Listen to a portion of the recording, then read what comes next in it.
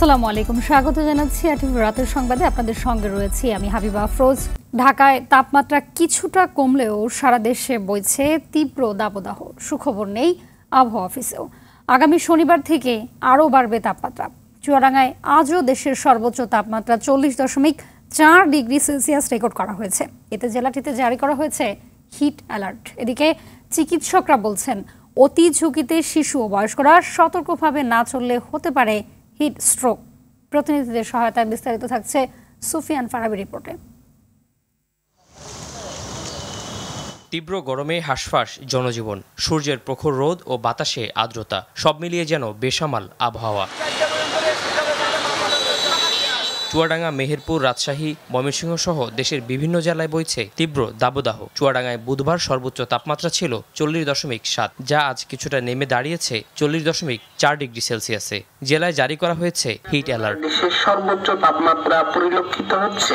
এমন বৈরী আবহাওয়ায় কাজের ফাঁকে শ্রমজীবী মানুষেরা সন্ধান করছেন গাছের ছায়া ও ঠান্ডা পানির। আর রোদের এত পরিতাপের কারণে অনবরত খালি পানি সকাল থেকে খেতে হচ্ছে। আসলে প্রচন্ড গরম পড়ছে এই সময়তে, এত শুরুতে গরমটা অসহ্যকর বিষয়। রিক্সা চালাতে গরমে অনেক কষ্ট হচ্ছে, রোদ অনেক, তাপমাত্রা বেশি। রাজশাহীতে যে তাপদাহ, সেই তাপদাহের জন্য আসলে সব শ্রেণীর মানুষই কষ্ট পাচ্ছে, তবে সবথেকে বেশি কষ্ট পাচ্ছে যারা মাঠ পর্যায়ে কাজ করছে। এদিকে আজ ঢাকায় তাপমাত্রা কিছুটা কম থাকলেও বাতাসে রয়েছে আর্দ্রতা। চলতে গিয়ে দ্রুত ক্লান্ত হয়ে পড়ছে নগরবাসী। কালকে থেকে একটু গরম আর কি, মন চাই খালি বমি করতে।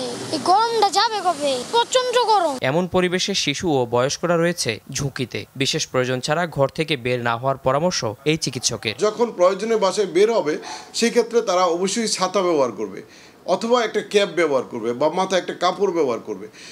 সাথে পানি রাখতে হবে এবং খালি পায়ে কখনোই হাঁটবেন না। শিশুদের স্বাস্থ্যের প্রতি গুরুত্ব দিয়ে প্রয়োজনে কয়েকদিন স্কুল কলেজ বন্ধ রাখা যেতে পারে বলেও পরামর্শ দেন তিনি। সরকার যদি মনে করে তাহলে অবশ্যই বাচ্চাদেরকে এই অত্যাধিক গরমের কারণে কিছুদিন স্কুল বন্ধ রাখা যেতে পারে। সুফিয়ান ফারাবি, আরটিভি, ঢাকা। সয়াবিন তেলের দাম নির্ধারণ করে দিল সরকার। বোতলবদ্ধ সয়াবিন লিটার প্রতি 4 টাকা বাড়িয়ে করা হয়েছে 167 টাকা, আর 5 লিটারের বোতলে বাড়ানো হয়েছে 18 টাকা। তবে লিটারে 2 টাকা কমিয়ে 147 টাকা নির্ধারণ করা হয়েছে খোলা সয়াবিনের দাম। দুপুরে সচিবালয়ে সয়াবিন তেলের এই দাম ঘোষণা করেন বাণিজ্য প্রতিমন্ত্রী। মারুফ রিপোর্ট। বিশ্ববাজারে গেল টানা 5 মাস ধরে যেখানে কমছে সয়াবিন তেলের দাম, সেখানে দেশীয় বাজারে ঘটছে ঠিক তার উল্টো চিত্র। বলতে গেলে বাড়া কমার মধ্যেই আছে অতি দরকারি এই নিত্যপণ্যটি। রোজায় সয়াবিন তেলের দাম সহনীয় রাখতে গেল 7 ফেব্রুয়ারি যে ভ্যাট প্রত্যাহার করে সরকার, ঈদ শেষে 15 ফেব্রুয়ারি শেষ হয় তার মেয়াদ। ফলে 16 এপ্রিল লিটার প্রতি 10 টাকা বাড়ানোর প্রস্তাব দেয় মিল মালিকরা। সরকারের জবাব ছিল, আলোচনা করেই জানানো হবে সিদ্ধান্ত। অবশেষে tariff commission, Bangladesh vegetable oil refiners and Vanaspati manufacturers association ও বাণিজ্য মন্ত্রণালয়ের বৈঠক শেষে নতুন মূল্য ঘোষণা করেন বাণিজ্য প্রতিমন্ত্রী। সয়াবিন তেল খোলা বাজারে 147 টাকা, সুপার পাম তেল 135 টাকা। আমরা নজরদারিতে থাকবো কেউ যেন ভেজাল না দেয়, এবং এটা কিন্তু মিল পর্যায়ে ভেজালটা হয় না, এটা খুচরা পর্যায়ে হয়। এই জন্য আমাদের ভোক্তা অধিদপ্তর আছে, আপনারা আছেন, আমরা রাখবো কার্যকর মিলগেট থেকে আজকে থেকে ইমিডিয়েট, বিকজ এটা মিল গেটে ভ্যাট দিয়ে বের করতে হবে, সো ইমিডিয়েট এফেক্ট হচ্ছে আর কি। তবে 2 টাকা করে কমেছে খোলা তেলের দাম। মন্ত্রী জানান, বর্তমান বাজার ব্যবস্থা বিবেচনা করেই নতুন দাম বাড়ানোর সুপারিশ করেছে ট্যারিফ কমিশন। বোতলে বিক্রির চেয়ে আমি মনে করি খোলা বাজারে খোলা তেলটা আরও বিক্রি এনকারেজ করা উচিত। কারণ আপনি যদি আপনার পাত্র নিয়ে আসেন তাহলে এই যে কোটি কোটি বোতল, প্লাস্টিকের বোতল তৈরি হবে না। সো আমি এটার ব্যক্তিগতভাবে এটার পক্ষে না। মারুফ, আরটিভি, ঢাকা।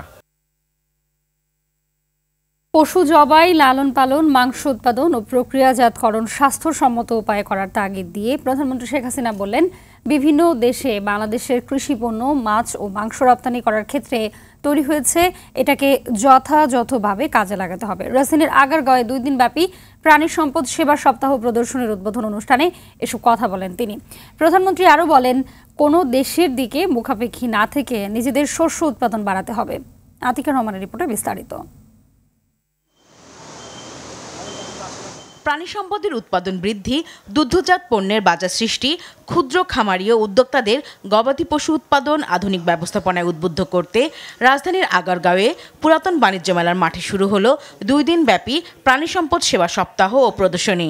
এটি উদ্বোধন করে প্রধানমন্ত্রী বলেন, আওয়ামী লীগ সরকার গবেষণার উপর গুরুত্ব দেওয়ার কারণে মৎস্য, কৃষি ও প্রাণী সম্পদ খাতে ব্যাপক অগ্রগতি হয়েছে, আমদানি নির্ভরতা কমেছে।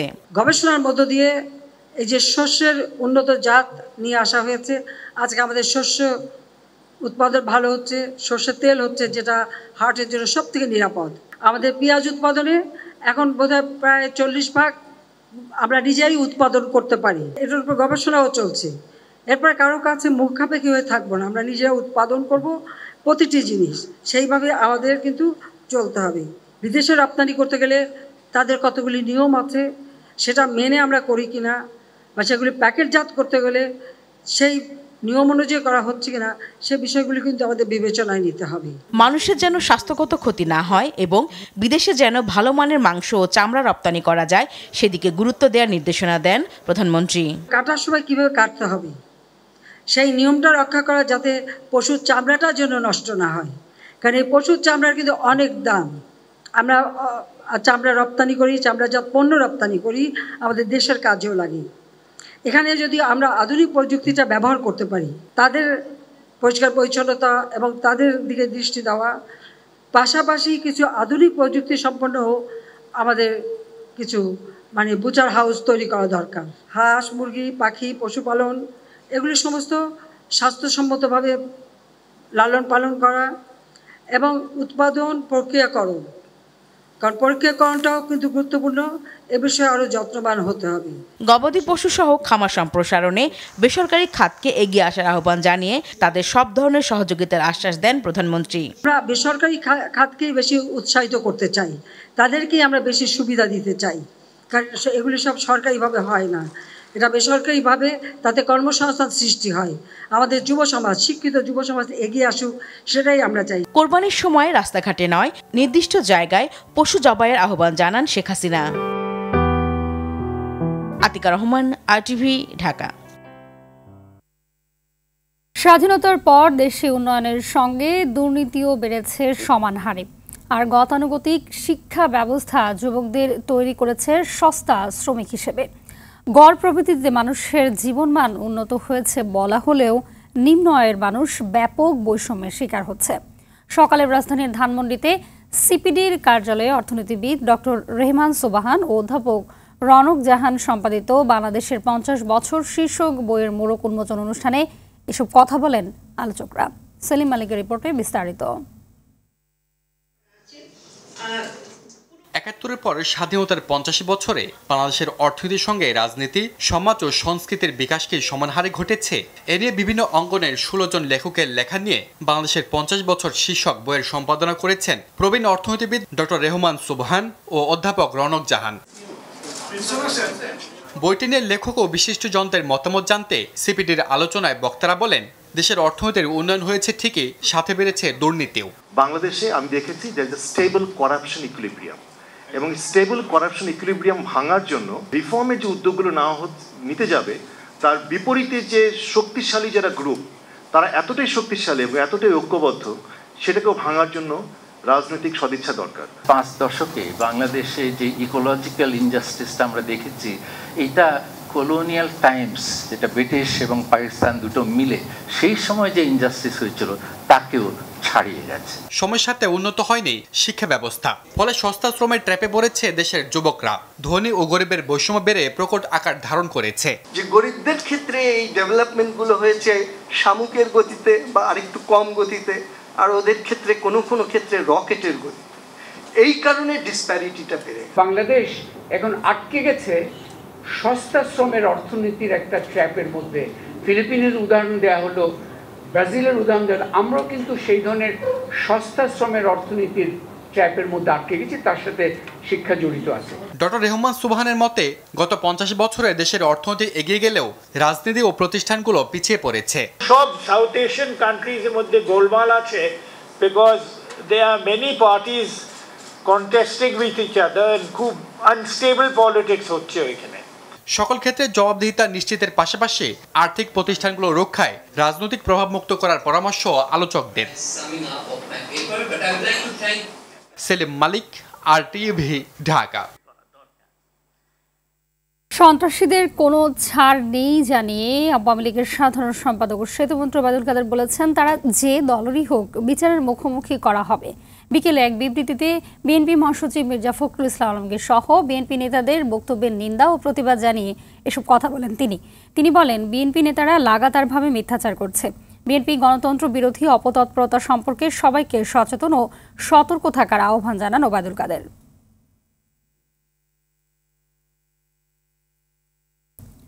আন্তর্জাতিক ষড়যন্ত্রের সঙ্গে যুক্ত হয়ে ক্ষমতায় টিকে থাকতে দেশের সার্বভৌমত্বকে দুর্বল করছে সরকার, এই অভিযোগ করেছেন বিএনপির সিনিয়র যুগ্ম মহাসচিব রুহুল কবির রিজভী। দুপুরে রাজধানীর উত্তরায় ঢাকা 18 আসনের 7টি থানায় করা নির্যাতিত নেতাকর্মীদের ঈদ পুনর্মিলনীতে এই কথা বলেন তিনি।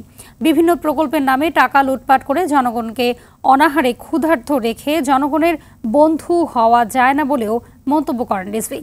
দমনপীড়ন করেও বিএনপি কি নেতাদের নিয়াতে না পেরে আওয়ামী লীগ হতাশ বলেও দাবি করেন তিনি। ভারতের সহায়তায় গণতন্ত্রকামী জনগণকে বন্দী করে রাখা হয়েছে বলে অভিযোগ করেন রিজভী। ষড়যন্ত্র চক্রান্তকে তিনি জড়িত হয়ে বাংলাদেশের স্বাধীনতা সার্বভৌমত্বকে আজকে দুর্বল করার জন্য এবং এই দুর্বল করে প্রভুদেরকে খুশি রেখে তিনি বাংলাদেশের ক্ষমতা দখল করে রাখতে চান। অপপ্রচার রোধে প্রশিক্ষণের প্রয়োজন হলে ভারতীয় প্রতিষ্ঠানের সহায়তা নেওয়া হবে বলে জানিয়েছে তথ্য ও সম্প্রচার প্রতিমন্ত্রী মোহাম্মদ আলী আরাফাত। দুপুরে সচিবালয়ে ভারতের হাই কমিশনার প্রণয় কুমার ভার্মাকে সৌজন্য সাক্ষাৎ দেওয়ার পর এসব কথা বলেন তিনি। প্রতিমন্ত্রী বলেন, অপপ্রচার রোধে ভারতের কিছু প্রতিষ্ঠান কাজ করে, তাদের অভিজ্ঞতা এবং প্রক্রিয়া পদ্ধতি বিনিময় জানা বোঝার চেষ্টা করা হবে। এছাড়াও বিটিভিতে আন্তর্জাতিক সংবাদ বিশ্লেষণ, চলমান ঘটনা প্রবাহ এবং সংবাদ উপস্থাপনার বিষয়ে ভারতের সাথে একযোগে কাজ করার কথাও জানান প্রতিমন্ত্রী।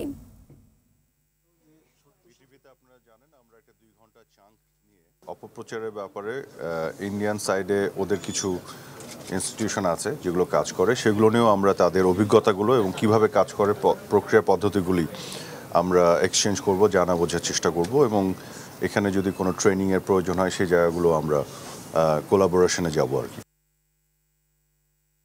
নায়িকা পরিমণি ও তার costume designer Junaid Baghdadi Jimmy ওরফে জিমকে হাজির হতে সমন জারি করেছে আদালত। দুপুরে পিবিআইয়ের চার্জশিটের ওপর শুনানি শেষে সমন জারি করেন ঢাকার senior judicial magistrate M Saiful Islam. Boat ক্লাবের পরিচালক নাসির উদ্দিন মাহমুদকে মারধর, হত্যা চেষ্টা, ভাঙচুর ও ভয়ভীতি দেখানোর মামলায় এই সমন জারি করে আদালত। আরও জানাচ্ছেন এয়ার বাদল। 2021 সালের 9 জুন রাতে সাভারের বোট ক্লাবের সিসি ক্যামেরার ফুটেজে দেখা যায় পরিমণিকে কোলে করে গাড়িতে তোলা হচ্ছে। এর আগে বোট ক্লাবের ভেতরে ভাঙচুরের ঘটনা ঘটে। ওই রাতের ঘটনায় পরিমণি ও ব্যবসায়ী নাসির উদ্দিন মাহমুদ একে অপরের বিরুদ্ধে পাল্টাপাল্টি মামলা করেন। নাসির উদ্দিন মাহমুদের করা মামলায় পরিমণির বিরুদ্ধে পিবিআই চার্জশিট দাখিল করে। এতে বলা হয়, ফ্রিতে মদ পার্সেল নিতে না পেরে পরিমণি বাদীর উপর হামলা চালান। পিবিআই পরিমণি ও তার কস্টিউম ডিজাইনারের বিরুদ্ধে গ্রেপ্তারি পরোয়ানা জারির আবেদন করলে আদালত অভিযুক্তদের হাজির হওয়ার সমন দেন। পরিমণি ছিল, উনি সেই ক্লাবে প্রবেশ করে ওখান থেকে কিছু অ্যালকোহলের বোতল পার্সেল নিতে চেয়েছিল, বিনামূল্যে রাজি না হওয়াতে রেগে গিয়েছে, ক্ষিপ্ত হয়েছে। ওখানে অনেকগুলো গ্লাস, প্লেট, কিছু মূল্যবান আসবাবপত্র ভাঙচুর করেছে। অভিযোগ প্রমাণ হয়েছে অপরাধের, আদালত তাদেরকে ওয়ারেন্ট ইস্যু করার জন্য এই মামলায় আদেশ ফাইলটা রেখেছে। ব্যবসায়ী নাসির উদ্দিন বলেন, পিবিআইয়ের অভিযোগপত্রে প্রমাণিত হয়েছে তিনি নির্দোষ ছিলেন।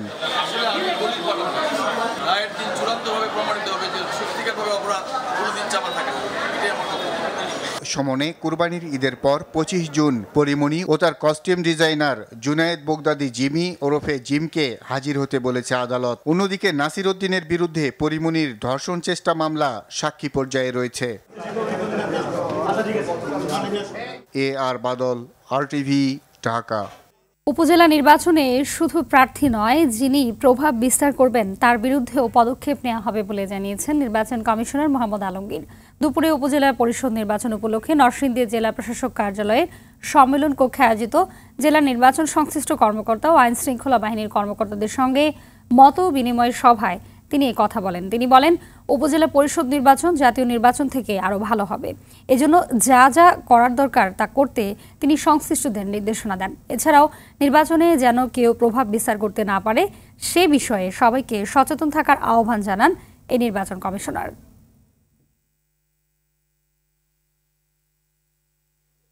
এখানে কে কার আত্মীয় বা কে তার আত্মীয় নয় বিষয়টি দেখার কোনো সুযোগ নির্বাচন কমিশনের পক্ষ থেকেও দেখার নেই, যারা নির্বাচনের দায়িত্বে থাকবেন তাদের পক্ষে দেখার কোনো সুযোগ নেই। যদি কোনো প্রার্থী মনে করেন যে তার প্রতি কোনো চাপ আছে, সঠিকভাবে নির্বাচন পরিচালনা করতে পারছেন না, তাহলে অবশ্যই তিনি এই ডিজিটাল যুগ যেহেতু সাথে সাথে এটা যিনি আমাদের রিটার্নিং অফিসার আছে, সরকারি রিটার্নিং অফিসার যারা থাকবেন তাদেরকে আপনারা অভিযোগ করবেন। পাবনায় অবৈধভাবে আসা ভারতীয় 242 মেট্রিক টন চিনি সহ 12টি ট্রাক জব্দ করেছে গোয়েন্দা পুলিশ। এ সময় ট্রাকের চালক ও সহযোগী সহ 22 জনকে আটক করা হয়েছে। দুপুরে গোপন সংবাদের ভিত্তিতে জেলার কাজিরহাট ফেরিঘাট এলাকা থেকে চিনি উদ্ধার করে গোয়েন্দা পুলিশ। পাবনা গোয়েন্দা পুলিশের ওসি ইমরান আহমেদ তুহিন জানান, চিনি বোঝাই ট্রাকগুলো অবৈধভাবে সিলেট থেকে পাবনায় বিক্রির জন্য নিয়ে আসা হয়েছিল। এ বিষয়ে আরও তদন্ত করা হবে।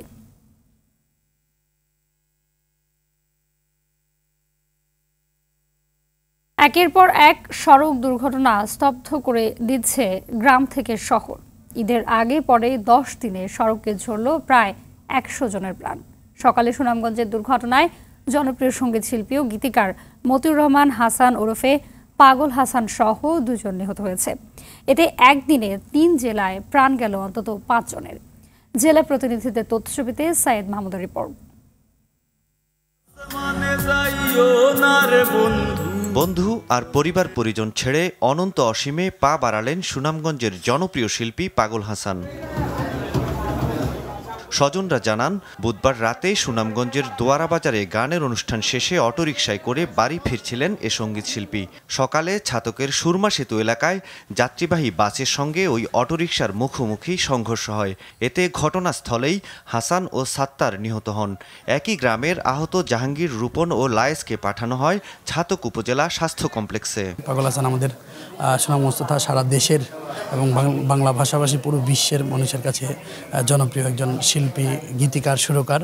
তরুণ প্রবীণ সবার মনে ওনার গান জায়গা করে নিয়েছে। এ নিয়ে গত 3 দিনে সড়ক দুর্ঘটনায় অন্তত 35 জনের মৃত্যু হয়েছে। সকাল থেকে একদিনে প্রাণ গেছে 5 জনের। দুপুরে কিশোরগঞ্জের ভৈরব আঞ্চলিক মহাসড়কের কামালিয়ার চর এলাকায় বাস চাপায় 2 জনের প্রাণ গেছে। মোটরসাইকেলটা কোন দিকে আসছে বলতে পারি না, কিন্তু অন্য গাড়ির রূপতে চলে গেছে, কিন্তু ফাঁকা জায়গা ছিল, কেউ দেখছে না। বেলা 11টার দিকে গোপালগঞ্জ সদরের নীলার মাঠ এলাকায় মাটিবাহী ট্রলির সঙ্গে সংঘর্ষে অটোরিকশা যাত্রী নজরুল ইসলাম নিহত হয়েছেন। এদিকে ঝালকাঠিতে গাবখান সেতু এলাকায় দুর্ঘটনায় নিহত 14 জনের প্রতি পরিবারকে 5 লাখ টাকা ও যারা পঙ্গুত্বের শিকার হয়েছেন তাদের জন্য 3 লাখ এবং অন্য আহতদের জন্য 1 লাখ টাকা করে সরকারি সহায়তার কথা জানিয়েছে সদর উপজেলা প্রশাসন। এছাড়া দুপুরে দুর্ঘটনাস্থল পরিদর্শন করেন আওয়ামী লীগের উপদেষ্টা পরিষদের সদস্য, 14 দলের সমন্বয়ক ও মুখপাত্র আমির হোসেন আমু। জিনিসটা হলো একটা অ্যাক্সিডেন্ট হইলে একটা জায়গায় পরিবর্তন হয়। বাংলাদেশে কত জায়গায় কত অ্যাক্সিডেন্ট হচ্ছে, তা পরিবর্তন হইতে গেলে যে আরেকটা অ্যাক্সিডেন্ট হবে না নিশ্চয়ই। সড়ক দুর্ঘটনা কমাতে সরকারের কার্যকর পদক্ষেপের দাবি ভুক্তভোগী পরিবারের সদস্য সহ সাধারণ মানুষের। সাইয়েদ মাহমুদ, RTV। আগামী 25 এপ্রিল থেকে 24 জুলাই পর্যন্ত 3 মাস রাঙামাটির কাপ্তাইয়ের হ্রদে সব ধরনের মাছ আহরণ, বাজারজাত ও পরিবহনের উপর নিষেধাজ্ঞা দেওয়া হয়েছে। কার্প জাতীয় মাছের বংশবিস্তার ও প্রাকৃতিক প্রজনন নিশ্চিতকরণে বিকেলে এক সভায় সিদ্ধান্ত নিয়েছে রাঙামাটি জেলা প্রশাসন। জেলা প্রশাসক মোহাম্মদ মোশাররফ হোসেন খান গণমাধ্যমকে জানান, প্রতি বছরের মতন এবারও এই ধরনের সিদ্ধান্ত নেওয়া হয়েছে। নিষেধাজ্ঞা চলাকালে স্থানীয় বরফ কল বন্ধ থাকবে, পাশাপাশি স্থানীয় বাজার ও কাপ্তাই হ্রদ মনিটরিং করবে প্রশাসন। জানাবো খেলার খবর। ঢাকা প্রিমিয়ার লিগে জয়ের ধারা অব্যাহত রেখেছে আবাহনী। আবাহনীর জয় লিগে দ্বিতীয় স্থানে থাকা শেখ জামালের বিপক্ষে 10 উইকেট। এছাড়া রূপগঞ্জকে 67 রানে হারিয়েছে শাইনপুকুর ও প্রাইম ব্যাংক 141 রানে জিতেছে গাজী টায়ার্সের বিপক্ষে। মিরপুরের শেখ জামাল আগে ব্যাটিংয়ে নেমে আবাহনীর বোলিংয়ের তাণ্ডবে মাত্র 88 রানে গুটিয়ে যায়। আবাহনীর পক্ষে শরীফুল ইসলাম 35 রানে 4টি উইকেট শিকার করেন। তাসকিন ও তানভীর 2টি করে এবং তানজিম সাকিব ও মোসাদ্দেক 1টি করে উইকেট নেন। জবাবে কোনো উইকেট না হারিয়ে 10 ওভার 2 বল খেলেই জয়ের বন্দরে পৌঁছে যায় আবাহনী। নাইম শেখ 53 ও এনামুল বিজয় করেন 37 রান। বিএসপিএ 2030 সালের বর্ষসেরা ক্রীড়াবিদদের সংক্ষিপ্ত তালিকায় জায়গা করে নিয়েছেন ক্রিকেটার নাজমুল হোসেন শান্ত, ফুটবলার রাকিব হোসেন ও স্প্রিন্টার ইমরানুল রহমান। এছাড়াও পপুলার চয়েস অ্যাওয়ার্ডের সংক্ষিপ্ত তালিকায় নাজমুল হোসেন শান্ত, ইমরানুল রহমান, শেখ মুরসালিনের সঙ্গে আছেন নারী ক্রিকেটার ফারজানা হক পিঙ্কি। এবছর 16টি বিভাগে মোট 18 জন বর্তমান ও সাবেক ক্রীড়াবিদ, সংগঠক এবং সংস্থাকে পুরস্কৃত করা হবে। আগামী 21 এপ্রিল রাজধানীর একটি 5 তারকা হোটেলে বসতে যাচ্ছে ক্রীড়াঙ্গনের অন্যতম আকর্ষণীয় আসর বিএসপিএ স্পোর্টস অ্যাওয়ার্ড। অনুষ্ঠানে প্রধান অতিথি থাকবেন যুব ও ক্রীড়ামন্ত্রী নাজমুল হাসান পাপন। রাতের সংবাদ এ পর্যন্তই। সবশেষ সংবাদ জানতে যে কোনো মোবাইল ফোন থেকে 2414 নাম্বার ডায়াল করুন। মধ্যরাতের সংবাদ 1টায় দেখার আমন্ত্রণ রইল। ধন্যবাদ সবাইকে।